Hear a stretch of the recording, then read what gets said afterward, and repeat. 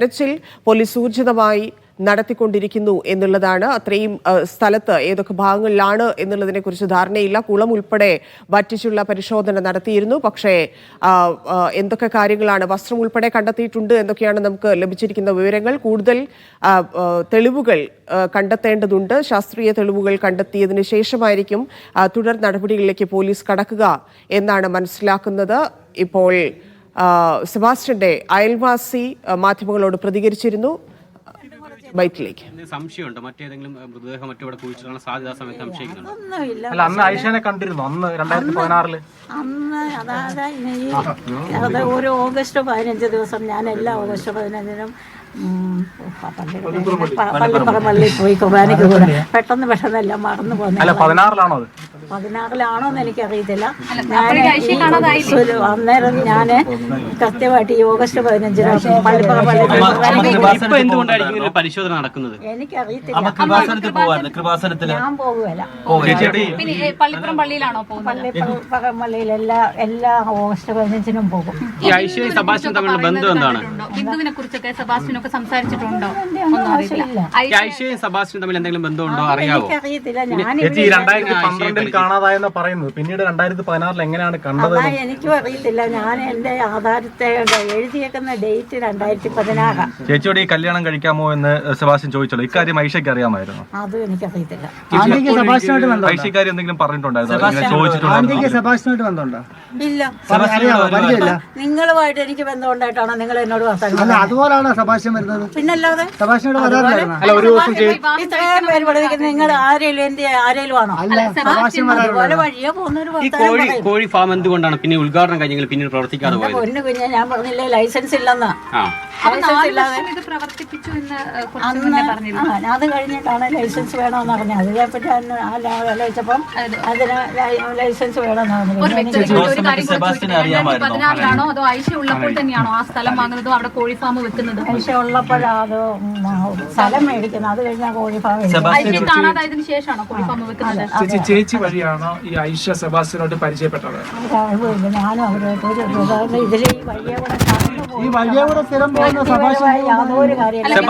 സെബാസ്റ്റ്യന് ചേച്ചിക്ക് എങ്ങനെയാണ് പരിചയം? ചേച്ചി റോസമ്മയ്ക്ക് എങ്ങനെയാണ് സെബാസ്റ്റ്യന് പരിചയം? അവര് കടന്നു പോകുമ്പോ വർത്താനം പറയുമെന്നുള്ളതല്ലാതെ അവരുടെ വീട്ടുകാരെയോ അവരുടെ മറ്റുള്ള സെബാസ്റ്റ്യൻ കല്യാണം ആലോചിച്ചിരുന്നു എന്ന് കഴിഞ്ഞ ദിവസം റോസമ്മ തന്നെ പറഞ്ഞു.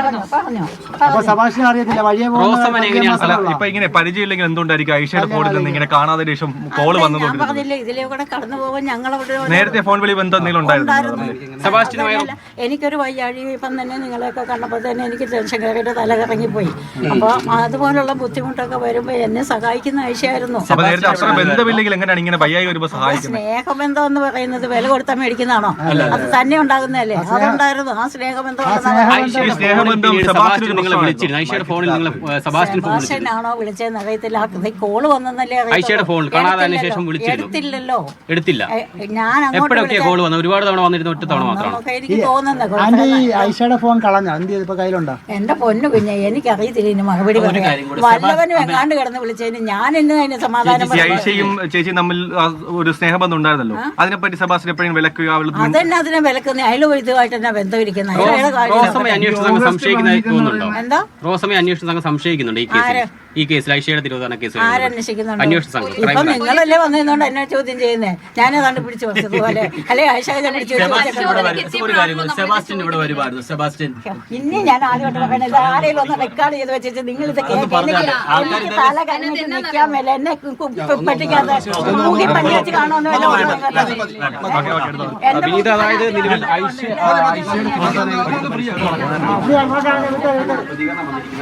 അയൽവാസിയായ സ്ത്രീയാണ് സംസാരിച്ചത്. സെബാസ്റ്റ്യനുമായുള്ള ബന്ധത്തെക്കുറിച്ച് മാധ്യമപ്രവർത്തകർ ചോദിക്കുകയായിരുന്നു. അവർക്ക് സാധാരണയായിട്ട് സെബാസ്റ്റ്യനുമായിട്ടുള്ള ഒരു ബന്ധം പരിചയം മാത്രമേ ഉള്ളൂ എന്നാണ് പറയുന്നത്.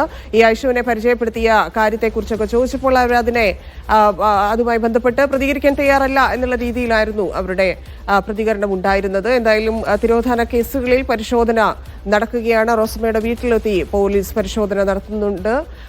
മറ്റൊന്ന് ഈ സെബാസ്റ്റ്യന്റെ ഭാര്യയുടെ നിർണായകമായിട്ടുള്ള മൊഴിയാണ്. ആ മൊഴി രേഖപ്പെടുത്തിയിട്ടുണ്ട്. വീണ്ടും തുടർ പരിശോധനകളെല്ലാം അന്വേഷണങ്ങളെല്ലാം നടത്തേണ്ടതുണ്ട്. അതിനുശേഷമായിരിക്കും അടുത്ത ഘട്ടത്തിലേക്ക് പോലീസ് കടക്കുകയെന്ന് മനസ്സിലാക്കുന്നു. ഷൈജു ചേരുന്നുണ്ട്. ഷൈജു, ഈ തെരച്ചിൽ നടക്കുന്നുണ്ട്, മറ്റൊരു ഭാഗത്ത് ചോദ്യം ചെയ്യലുകൾ നടക്കുന്നുണ്ട്. കൃത്യമായ വിവരങ്ങളിലേക്ക് പോലീസ് ഒരുപക്ഷെ ആ ഘട്ടം കഴിഞ്ഞിട്ടുണ്ടാവും. കാരണം DNA പരിശോധന റിസൾട്ട് ഉൾപ്പെടെ വന്നതിന് ശേഷമായിരിക്കും ചില കാര്യങ്ങളിൽ ഒരു തീരുമാനം ഇല്ലെങ്കിൽ ഔദ്യോഗികമായിട്ട് അത് അറിയിക്കുകയുള്ളൂ. എങ്കിൽ പോലും അടുത്ത ഘട്ടത്തിലേക്ക്, അടുത്ത നടപടിയിലേക്ക് പോലീസ് കടക്കാനുള്ള സാധ്യതയാണോ ഇപ്പോൾ കാണുന്നത്?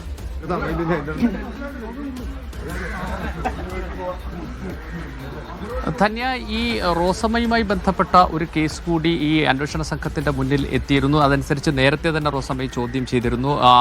ഈ സെബാസ്റ്റ്യനുമായി തനിക്ക് പരിചയമുണ്ടായിരുന്നുവെന്നും വിവാഹാലോചന നടത്തിയതടക്കമുള്ള കാര്യങ്ങൾ അന്ന് ഇവർ മൊഴി നൽകി എന്നാണ് നമുക്ക് മനസ്സിലാക്കാൻ കഴിയുന്നത്. അതനുസരിച്ചിട്ട് റോസമ്മയെ കേന്ദ്രീകരിച്ചുള്ള ഒരു അന്വേഷണം കൂടി ഈ ക്രൈംബ്രാഞ്ച് സംഘം നടത്തിയിരുന്നു. അതിൻ്റെ ഭാഗമായിട്ടാണ്, അതായത് അന്ന് ചോദ്യം ചെയ്തതിന് ശേഷം ഇന്ന് വീട് പരിശോധിക്കുക, അതിൻ്റെ പരിസരം പരിശോധിക്കുക എന്നതിലേക്ക് മാറുകയായിരുന്നു അന്വേഷണ സംഘം ചെയ്തു. പെട്ടെന്നായിരുന്നു, കാരണം പള്ളിപ്പുറത്തെ വീട്ടു പരിസരം പരിശോധിച്ചുകൊണ്ടിരിക്കുന്ന അന്വേഷണ സംഘം വളരെ പെട്ടെന്ന് ചേർത്തലയിലുള്ള റോസമ്മയുടെ വീട്ടിലേക്ക് എത്തുകയായിരുന്നു.